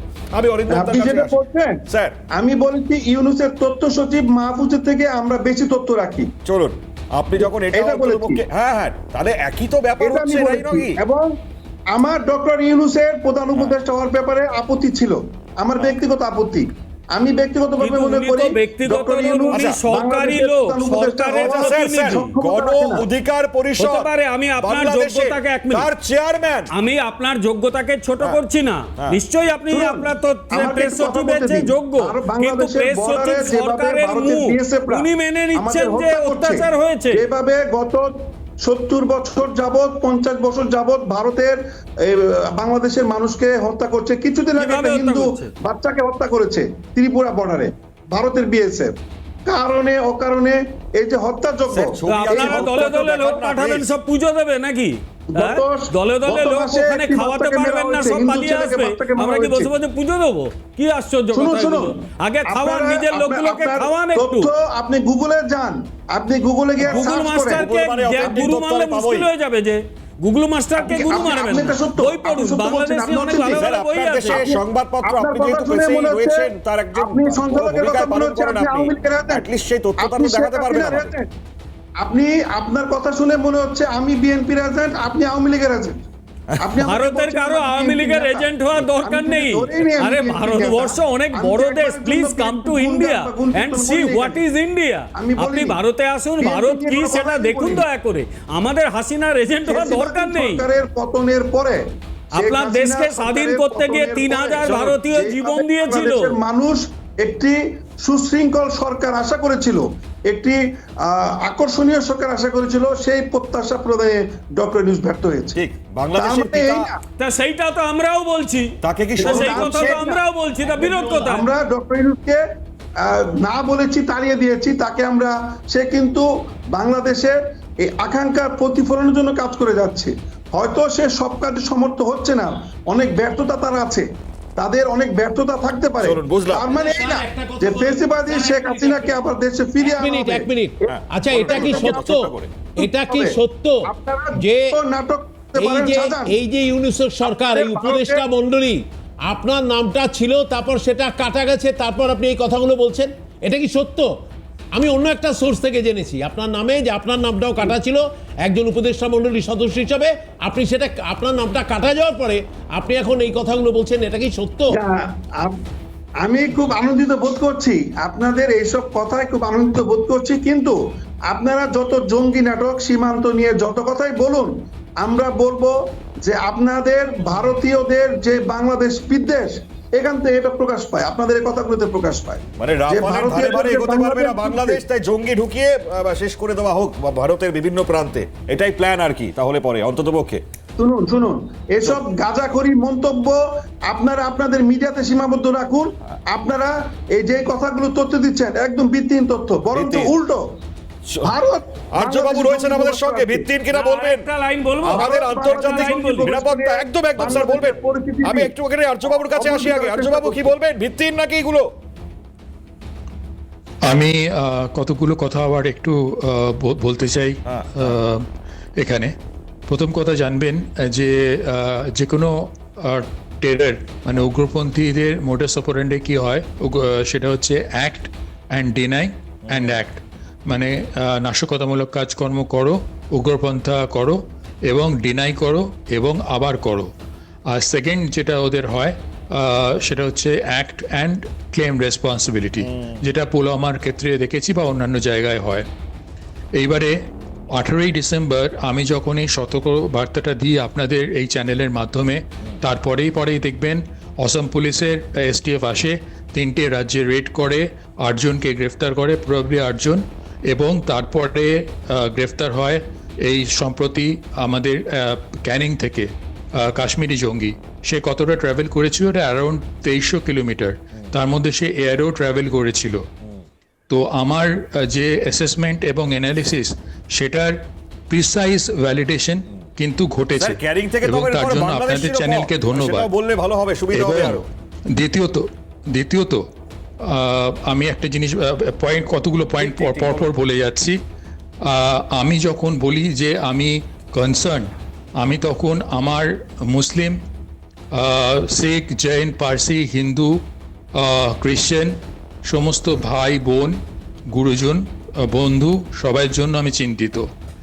আর এখানে যে আপনার যে হয়, আমাদের একটা প্রচলিত ধারণা আছে, আমি আবার বলছি যে কোনো দেশের বৈদেশিক গুপ্তচর সংস্থা তারা নাশকতামূলক কাজকর্ম করে তেমনটা নয়। স্পেশাল সার্ভিস গ্রুপ, যাকে আমরা সংক্ষেপে SSG বলি, তারা কিন্তু এই কাজ করার জন্য তাদের 7 থেকে 8টা রোল থাকে, তারা সেই রোলটা পালন করে এবং তারা সাধারণ মানুষের মধ্যে ভিড়ে যান, মানে মিশে যান, সমাজের মধ্যে মিশে যান। এবং আপনার পাশের বাড়ির ভাড়া নিয়ে এলেন কেউ, বা ফ্ল্যাট কিনে এলেন, ধরুন কলকাতার এ প্রান্ত থেকে বি প্রান্তে এলেন, তার আধার ফাধার কিছুই আপনি চেক করলেন না এবং তিনি প্রতিবেশীর মতন থাকতে শুরু করলেন। সেইটা খুব চিন্তার ব্যাপার এবং তারা এইভাবে ইনফিল্ট্রেট করেন। কালকের যে চেতলার যে অগ্নিকাণ্ডটা ঘটেছে সেটা আপাত দৃষ্টিতে আমাদের কাছে অগ্নিকাণ্ডই মনে হচ্ছে, কিন্তু এটা সঙ্গে আমি সন্ত্রাসবাদেরও যোগ টানতে চাইছি না, কিন্তু এই ধরনের ঘটনা ঘটে। মনে রাখবেন ওর কাছেই ছিল একটা হাসপাতাল এবং যে ব্রিজটা তার তলার বৃহত্তর স্বার্থের জায়গা, সেটা নিয়ে তো ডেফিনেটলি একটা প্রশ্নের জায়গা। এবং সেনা ছাউনি ছিল, সেনা ছাউনি। আচ্ছা, এরপরে হলো যেটা এরা এইভাবে ডিসগাইজ অপারেশন করে। আমার একটা বক্তব্য আছে আজকে আবার, this is for the NIA, military intelligence, Indian military intelligence, Kolkata police STF, state police STF and research and analysis wing, আপনারা এই ব্যাপারটা দেখুন। DG NSGর জন্য আমার আবার বার্তা থাকবে যে হেলিকপ্টার সর্টিসটা করতেন, সেটা হেলিকপ্টার সর্টিসটা আবার শুরু করুন, লো ফ্লাইং শুরু করুন এবং সেটা সুন্দরবন অবধি নিয়ে যান, কলকাতার দক্ষিণ, পূর্ব, উত্তর, পশ্চিম এবং বারাসাত যেগুলো বর্ডার এরিয়া সেইখানে নিয়ে যান। সেকেন্ড NSG হাব খুলুন বেহালা এয়ারপোর্টে, বিকজ বাদু থেকে বেহালা অনেকটা, বেহালা এয়ারপোর্ট যেটা প্রায় পরিত্যক্ত পড়ে আছে, সেখানে NSG একটা হাব খুলুন, তাতে সুবিধা হবে।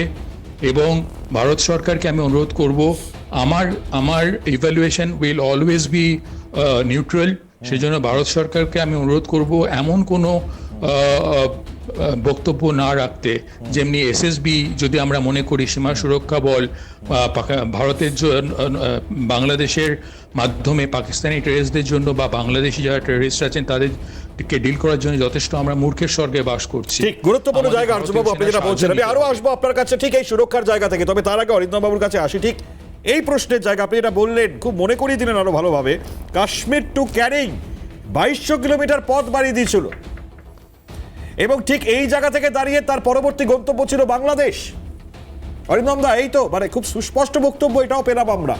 খুব সুন্দর ইনফরমেশন দিয়েছেন, thank you very much constructive কথাবার্তা বলার জন্য। না, এখানে একটু বলতেই হবে, শফিকুল ভাই যে রিপোর্টার উনি একটা বক্তব্য রাখলেন যে আপনারা বাংলাদেশের সাংবাদিকদের কোনো চান্স দেন না কথা বলার। আপনি বোধহয় ঘড়িটা খুব দামি ঘড়ি, একটু দেখে নেবেন। 1 ঘন্টার মধ্যে আমি মাত্র 1.5 মিনিট থেকে 2 মিনিট টাইম পেলাম, আর আপনি দেখুন কতক্ষণ আপনি বলার সময় পেয়েছেন। এবার আপনাকে বলি, 2টো ছোট্ট প্রশ্ন উত্তর দিচ্ছেন, আমি খুব খুশি হব। সেটা হচ্ছে ইন দ্য ইয়ার 1971-এ 18 তারিখের আগে হিসাবে দেখা যাচ্ছে যে প্রায় 2 লক্ষর মতো নারী ধর্ষিতা হয়েছিল, 2.5 লক্ষ মৃত্যু হয়েছিল। এটা কি ভারত গভর্নমেন্ট থেকে ভারত সরকার গিয়ে করেছিল? ভারতীয়রা। পাকিস্তানে কদিন আগে যে তালিবান আর হচ্ছে গিয়ে আফগানিস্তান তালিবানের যে লড়াইটা যে 50 জন মৃত্যু হয়েছে, সিরিয়াতে যে একের পর এক মৃত্যু হয়েছে, ভারতীয়রা গিয়ে করছে। আপনি যে কথাগুলো বলছেন বলুন, আপনি খুব সুন্দর করে কথা বলুন, একজন রিপোর্টার, আপনি দেশের একজন তদারকি যিনি চার্জে আছে তাকে পর্যন্ত আপনি এলিগেশন করছেন। Thank you very much. এবার আমি আপনাকে বলি আমাদের কথায়, প্রথম কথা হচ্ছে গিয়ে আপনাকে, না আপনি শুনুন, আমি জানি না আপনার হোয়াট ইজ, আমি জানি না আপনার শিক্ষাগত যোগ্যতাটা কি। আপনি যখন কথা বলেছেন অনেক উল্টোপাল্টা বলেছে, আমি বক্তব্য রাখিনি, কিন্তু ভদ্রতা শিখুন।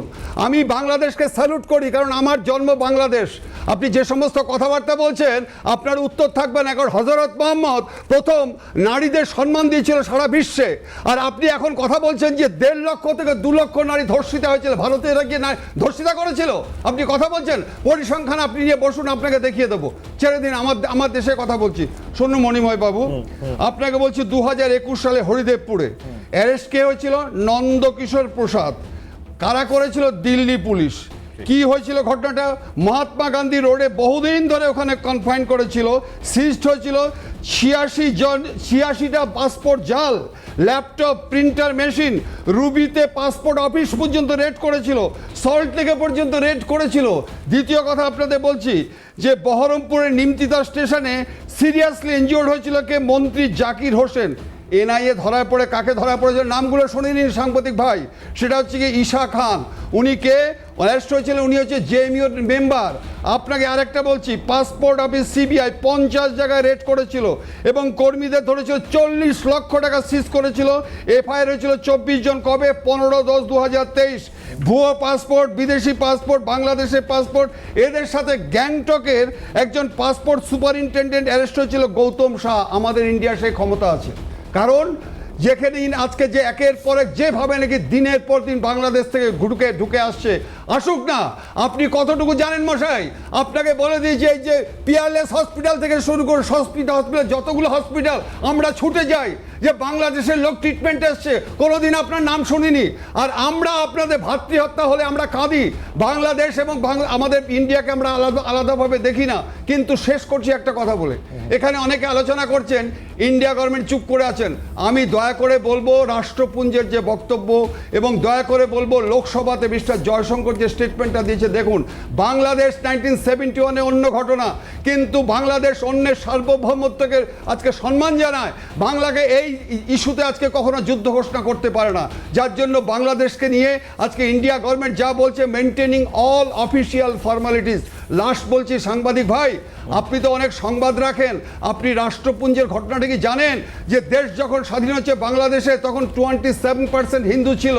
কেন আপনি জানেন আজকে 7% হয়েছে? আপনি কি জানেন পাকিস্তান তখন ছিল 8%, এখন কেন হয়েছে 2%? আপনি বড় বড় কথা বলছেন। ভারতে এসে দেখুন যে আজকে মুসলিমরা কিভাবে আনন্দে আছে, কত মাদ্রাসা হয়েছে, কত আজকে মসজিদ হয়েছে। কেন আজকে মুসলিমের সংখ্যা এত বেড়ে গেছে? আমাদের মধ্যে বিভেদ চাই না, আমরা হিন্দু, মুসলিম, বৌদ্ধ, খ্রিস্টান সবাই মিলে ভারতকে স্বাধীন করেছিলাম। আপনি বিভেদ কথাবার্তা বলবেন না। Be rectified yourself. উল্টোপাল্টা কথা বলে মানুষদের আজকে কিন্তু উত্তেজিত করবেন না। তো শরীফুল সাহেব, আপনি কি রেকটিফাই করবেন তাহলে আপনাকে? আমি একটু বলি। একদম স্যার, আসছি, শুনুন। একবার শুনে নিই আমি। উনি একটা কথা বলেছেন, আমি বলেছি বাংলাদেশের যে প্রধান উপদেষ্টা ডক্টর ইউনূসের যিনি তথ্য সচিব, তার চেয়ে আমি বেশি খবর রাখি। এই বিষয়টা আপনাদের কেন গায়ে লাগলো আমি বুঝলাম না। খুব ভালো, থ্যাংক ইউ। আরে যে দেশে সংবিধান নেই, যে দেশে একটা সংবিধান নেই, একটা ক্লাবে পর্যন্ত সংবিধান থাকে, what to do, what not to do. আজকে কাদের সাথে কাদের লড়াই হচ্ছে? আপনি আমাকে বলুন যে লড়াইটা হচ্ছে আওয়ামী লীগে কারা থাকে? হিন্দু। আজকে মুসলিম ভার্সেস মুসলিম লড়াই হচ্ছে। চতুর্দিকে আপনি দেখুন, আজকে পাকিস্তানে যে অ্যাটাকটা হলো কদিন আগে, 52 জন মৃত্যু হলো। কি পাক তালিবান গিয়ে আজকে আফগান তালিবান অ্যাটাক করছে? হিন্দু আজকে হিন্দুরা মারছে, আজকে ভারতবর্ষে মারছে। আমি একটা কথা বলি, অ্যাড করেন। আমি দেরি করে জয়েন করেছি, আমি এটা বলেনি, তারপর আপনি উত্তরটা দেবেন। আশা আমি এটা বলেছি। এখন আপনি পুলিশ কর্মকর্তা যিনি বলছেন বাংলাদেশে যার জন্ম, আপনি বলছেন আমার মায়ের জন্ম, আমার মায়ের জন্ম, আমার বাবার জন্ম। আপনি ভুল শুনবেন, দয়া করে আপনি একটু কানটা ভালো করে শুনুন ভাই, মনে কিছু করবেন না। আমার মা বাবার জন্ম। আমি ভারত বাংলাদেশ আলাদা দেখি না। আমাদের যখন এখানে ট্রিটমেন্ট আসে, খোঁজ দেবো, আপনাকে 200 লোকের নাম দিয়ে দেবো যে তা আজকে পিয়ারলেস হসপিটাল ছুটে যাই, ব্লাড জোগাড় করি আপনাদের বাংলাদেশিদের জন্য। আমার রক্ত তাদের রক্ত এক। আমি মনে করি আমার তাদের মধ্যে কোনো সন্ত্রাসের রক্ত নেই। আপনি যে সমস্ত কথাবার্তা বলছেন, it is painful, it is shameful, it is disgraceful in the part of the Bangladesh people. একজন রিপোর্টার হয়ে আপনি উল্টোপাল্টা কথাবার্তা বলছেন। আপনারা উল্টোপাল্টা বলতে পারবেন, আমরা বললে দোষ হয়ে যাবে। আপনি প্রমাণ দিন না, আপনি প্রমাণ দিন ভাই যে আজকে 1971-এ 2.5 লক্ষ মানুষ, 2 লক্ষ মানুষ গর্ভবতী হয়নি। আপনি প্রমাণ দিন, আপনি প্রমাণ দিন। 2 লক্ষের উপরে মানুষ প্রমাণ দিন। আপনি পুরনো কথা ফিরে গেছেন কেন? 71 আজকের বিষয়, আজকে যে বিষয় নিয়ে কথা আরে বলছে আপনি তো বললেন সেই বিষয় ভারত নিয়ে নাকি কথা আজকের বলছি। বিষয়ে বলি, আপনি বলছেন ভারত একটু বলি, একটু ইন্টারফেয়ার বলি। করছে, আমি আজকের ভারত বিষয় বলি। অত্যাচার করছে, আমি ভারত আজকের আজকে বিষয়টা দখল বলি, করছে, একটু বলতে ভারত দিন। অন্যের আমি স্বাধীনতাকে দায়িত্ব সম্মান বলতে দিন। করছে, আজকে আপনার সম্মান ভারত জানায়। বাংলাদেশের তাহলে রাজনৈতিক এতদিন প্রভাব যুদ্ধ বিস্তার হয়ে করে যেত। পরপর 3 বার শেখ হাসিনাকে নির্বাচিত করেছে ভারতের হস্তক্ষেপে। শেখ ভারত- হাসিনাকে বারবার ক্ষমতায় ছিল শেখ হাসিনা, আওয়ামী লীগ আমি একটা মানুষকে কথা বলি। হত্যা করেছে। ঠিক আছে, এই একটা হত্যার কথা বলি। যোগ্যর পিছনে ভারতের হাত ছিল। আচ্ছা এই যে আপনার এই ব্যাখ্যা, চলুন চলুন বিমলদা ব্যাখ্যা দেবেন আরো কিছু, আমি আসবো বিমলদা, একদম চলুন, আমি একদম কথা বেশি বাড়াবো না, আমি সরাসরি বাংলাদেশের লেখিকা তাসলিমা নাসরিনের সেই বক্তব্যটা আজকে এক্সক্লুসিভলি সিএনএ বসে যেটা তিনি বলে গিয়েছেন আজ, সেটা একবার শোনাবার চেষ্টা করি আপনাদেরকে, শুনুন। আমি দোষ তত আমি মৌলবাদীদের দিই না যত দোষ সরকারের। বাংলাদেশেও আমি থাকতে পারতাম যদি সরকার চাইতো, আর যদি সরকার ওই জিহাদি বা ইসলামী মৌলবাদীদের খুশি করতে না চাইতো। ঠিক একই রকম পশ্চিমবঙ্গে যদি সরকার চাইতো তাহলে আমি থাকতে পারতাম, যদি তাদের বাম সরকার এবং বর্তমান সরকারও তো আমাকে পশ্চিমবঙ্গে ঢুকতে দিতে চান না, কারণ আমি জানি না যে কারণে বাম সরকার আমাকে বের করে দিয়েছে সেই একই কারণ হয়তো, কারণ আমি বুঝেছি যে আমার দুঃসহবাস নামে মেগা সিরিয়াল ছিল, কিন্তু মমতা ব্যানার্জি সেই মেগা সিরিয়ালটা হতে দেননি, তিনি নোটিশ পাঠিয়েছেন যেন আমার মেগা সিরিয়াল দেখানো না হয়। এইসব কারণে আমি বুঝি যে তিনি আমাকে চান না, এবং কলকাতায় আমার যাওয়ার কথা ছিল, সরকারের সঙ্গে যোগাযোগ করলে তিনি মমতা ব্যানার্জি চাননি যে আমি যাই। তো এইসব দেখে মনে হয় যে আমি একজন নিরীহ মানুষ, নির্বাসিত একজন লেখক, আমি কার কি ক্ষতি করেছি যে আজ আমি বাংলাদেশেও আমার ঠাঁই নেই, পশ্চিমবঙ্গেও ঠাঁই নেই, এবং আমি বাঙালি লেখক, বাংলায় লিখি, কিন্তু বাংলায় আমার কোনো জায়গা নেই, সেটা আমাকে খুব দুঃখ দেয়, কিন্তু কি আর করা। নিশ্চয় মৌলবাদকে তোষণের ভূমিকা কাজ করেছে বলেই তো কলকাতা থেকে আমাকে বের করে দেওয়া হয়েছে, এবং এখনো আমি যেতে পারছি না। ইউরোপের পাট চুকিয়ে আমি কলকাতায় এসেছিলাম থাকার জন্য, বসবাস করার জন্য, সে 2004 সালে, সেটা ভালোবেসে এসেছিলাম, বাংলা ভাষার টানে, বাংলাকে ভালোবাসি বলেই, কিন্তু সেখানে যে থাকতে পারলাম না সেটার দুঃখ আমার কোনোদিন যাবে না। বিমলদা, তাসলিমা নাসরিনের তীরে বিদ্ধ বামেরা, তার পাশাপাশি মমতা বন্দ্যোপাধ্যায় তৃণমূলের ধর্ষণ নিয়ে প্রশ্ন, বামেদের ধর্মনিরক্ষেত্র নিয়ে প্রশ্ন তিনি তুলে ফেলেছেন। পরে একদিন করা যাবে। ঠিক, আমি শুধু ঠিক, একটা কথা, যেটা বাকি ছিল সেই তথ্যটা আমি বাংলাদেশের সাংবাদিক সাহেবকে বলে দিই। প্রথম কথা, নিশ্চয়ই আপনি বেশি আমি খবর কি রাখেন। বলতে পারি? হ্যাঁ স্যার বলবেন, এটা শুনে নি, আমি আসছি। উপদেষ্টাদের চেয়ে আপনি, শুনুন, আমি শেষ করি। আপনারা যাকে নিয়ে এই যে তসলিমা নাসরিন, তার ব্যাপারে বলার মতো রুচি আমার নেই। কেন? আপনারা কেন এই মহিলাকে ভারতে আশ্রয় দিয়েছেন? আপনারা শেখ হাসিনাকে আশ্রয় দিয়েছেন। Taslima Nasrin is no fact, সে কোনো ফ্যাক্ট না। প্রথমত তার এই মহিলার নাম ধরে বা বলার মতো সে রুচি অভিরুচি আমার নেই। দ্বিতীয় কথা হচ্ছে, ভারতের অনেকগুলি স্টেটে এই আপনার জঙ্গি সমস্যা রয়ে গেছে, কাশ্মীরে রয়ে গেছে, আসামে রয়ে গেছে, মণিপুরে চলছে অলরেডি, বিভিন্ন স্টেটে কিন্তু জঙ্গি হামলা, এটা ভারতের একটা প্রতিনিয়ত বিষয়, নতুন কিছু না। আজকে যে ঘটনাটা ঘটছে এটার জন্য খুব দুঃখ প্রকাশ করছি। আপনারা এটার সঙ্গে বাংলাদেশকে জড়িয়ে দিচ্ছেন, এটাও দুঃখজনক, এটাও খুব দুঃখজনক। বাংলাদেশের মতো একটি শান্তিপ্রিয় দেশ, আমি শেষ মিনিট শেষ করব, বাংলাদেশের মতো একটি শান্তিপ্রিয় দেশ, একটি সভ্য দেশ পৃথিবীতে দ্বিতীয়টা আছে কিনা আমার সন্দেহ আছে। আমি অনেকগুলো দেশ ঘুরেছি, কিন্তু আমি এই অর্থে কথা বলছি, দেখুন আমাদের একটি জেলা ভারত নিয়ে গেছে, নদিয়া জেলা, সেটা বাংলাদেশের অভ্যন্তরেই ছিল। ভারত যেটা করেছে, ভারত স্বাধীন হায়দ্রাবাদকে দখল করেছে, ভারত সিকিম দখল করেছে, ভারত কাশ্মীর দখল করেছে, শুধু তারা বাংলাদেশটাকে দখল করতে পারেনি, এটা তাদের আফসোস রয়ে গেছে। এখন সেই ক্ষোভ থেকে আজকে ভারতের নরেন্দ্র মোদী, ভারতের ওই যে মমতা ব্যানার্জি, শুভেন্দু অধিকারীরা যেসব আমি কোনোদিন ইন্টারাপ্ট করি না আপনাকে, আমি ইন্টারাপ্ট করছি। আপনি ইউএনএসসি 47/1940 পড়েছেন? এক পাতা পড়েছেন? এক পাতা পড়ে পরে এই অনুষ্ঠানে আসবেন? ইউএনএসসি, দাঁড়ান, আমি কোনোদিন ইন্টারাপ্ট করি না। আপনি ইভেন রেজলিউশন,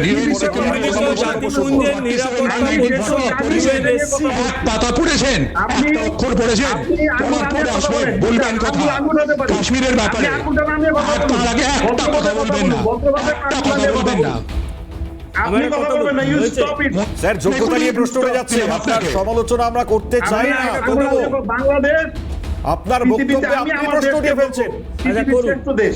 আপনি- আমি বলবো পৃথিবীর শ্রেষ্ঠ দেশ বাংলাদেশ। একদম আমার ঠিক, কোনো বাংলাদেশ- আপত্তি নেই। বিমলদা, ছোট্ট করে। নিজের বক্তব্য দেশকে রাখবেন নিয়ে না। আপনি গর্ববোধ একদম। করুন, আমার তাতে আপত্তি নেই, নিশ্চয়ই করতে পারেন। আমি শুধু কিন্তু আপনাকে বলিনি, কতগুলো অন্য কথা কোনো মনে রাষ্ট্রের করিয়ে দিই। নাম উচ্চারণ করিনি। আমি আমি বলছি, 71ও ফিরবো না, আমি কিচ্ছু আমাদের বলবো না। শ্রেষ্ঠ। সেটা হচ্ছে গত 19শে ডিসেম্বর 2024 লুৎফুজ্জামান বাবর এবং আরো 4 জন যাদের মৃত্যুদণ্ড হয়েছিল, 10 ট্রাক অস্ত্র পাঠাচ্ছিল নর্থ ইস্টে, তাদেরও ছেড়ে দেওয়া হয়েছে। তাতে হয়তো বিএনপি সমর্থক হিসেবে আপনার আনন্দ হয়েছে, কিন্তু জেনে রাখুন ভারতবর্ষের ওপর এই সমস্ত জঙ্গিরা যদি হামলা করে তাহলে খুব খারাপ পরিস্থিতির জন্য প্রস্তুত খুব থাকুন। স্বাভাবিক, রতন দা। ভারতের কত একদম। শক্তি জানেন না আপনারা। 30 seconds, sir. Please think sir, শুনে নিন, অ্যাবাউট স্যার। পাওয়ার অনেকগুলো অফ সময় ইন্ডিয়া। আপনাকে একদিন উত্তর ভারতে দেওয়া আসুন। মনে হয়। বিমল এটা দা, শুনে নিন। আমি শুধু আমার বাংলাদেশি কাউন্টার পার্টকে বলতে চাই, আচ্ছা আপনি বলেন বাংলাদেশ সভ্য অসভ্য, এই কেন এই কথাগুলো বলছেন? আমি যদি সভ্য, আমি নিজে বিশ্বাস করি বাংলাদেশ সভ্য, আর আপনার কথা বিশ্বাস করলে তাহলে আমার মানতে হবে যে কাছা যদি একবার বাঁধি তাহলে দিল্লি পর্যন্ত দখল হবে। এটা কি কোন আচ্ছা সভ্যতার বলেনি কথা? লুঙ্গি। কোন সভ্যতার কথা? কাছা বেঁধে আপনি অরিন্দম দা। দিল্লি? অরিন্দম দা, 30 seconds। দেখুন প্রথম কথা হচ্ছে আপনি যে বলছেন সত্যি কয়েকদিন বাংলাদেশ আগে আপনাদের এই টকশোতে বলছে বাংলাদেশ স্যার আসবো স্যার, 30 সেকেন্ড সময় দেবো আপনাকে। নদিয়া বলছেন ওহ, বাবা, বিমলদা, একটু বসুন। আমাদের ছিল, শুনুন। চট্টগ্রাম আপনাদের গেল কি করে?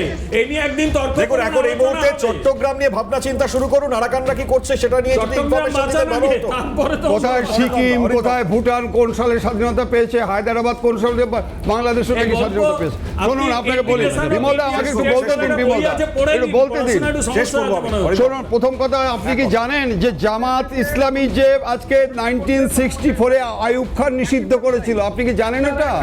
আপনি বোধহয় অনেক জানেন না information ওটা। হয়তো অরিন্দম দা আপনি বলবেন, হয়তো তিনি জানেন না। আর্যদা এক কথায় আর্যদা কি বলবেন? আমি এটুকুনি বলবো যে আমাদের এখানে এনাদের দেখুন, এনাদেরকে ট্রেন করে পাঠানো হয় এবং সেটা আমি বলেই দিলাম। ঠিক। এরা পড়াশোনা করেন না, সেটা উনি রিপোর্টার কি আমার জানার দরকার নেই। উনি যে পড়াশোনা করেন না এটা একদম প্রমাণিত। স্যার, বুঝলাম। ওই কাশ্মীর আমরা দখল করেছি ইউএনএসসি 47/40। এক্স্যাক্টলি এই information পাতায় 4 নম্বর পাতা পড়ুন। 4 নম্বর পাতায় 4 নম্বর পাতাটা পড়ুন, যেখানে না, স্যার, এটা সাজেশন নয় স্যার, এটা আপনাকে বলা হচ্ছে ভালোর জন্য স্যার।